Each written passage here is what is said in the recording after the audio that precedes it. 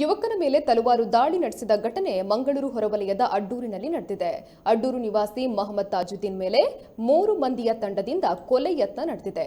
ಮಹಮ್ಮದ್ ತಾಜುದ್ದೀನ್ ಅಡ್ಡೂರಿನಿಂದ ಮನೆ ಕಡೆ ತೆರಳುವ ವೇಳೆ 3 ಮಂದಿ ತಲವಾರು ಬೀಸಿದ್ದಾರೆ. ಹಳೆ ದ್ವೇಷದ ಕಾರಣಕ್ಕೆ ಈ ದಾಳಿ ನಡೆದಿದೆ ಎಂದು ಶಂಕಿಸಲಾಗಿದ್ದು, ಗಾಯಾಳು ಮಂಗಳೂರಿನ ಜಿಲ್ಲಾ ಸರ್ಕಾರಿ ವೆನ್ಲಾಕ್ ಆಸ್ಪತ್ರೆಯಲ್ಲಿ ದಾಖಲಾಗಿದ್ದಾರೆ. ಬಜಪೆ ಠಾಣೆಯಲ್ಲಿ ಪ್ರಕರಣ ದಾಖಲಾಗಿದೆ.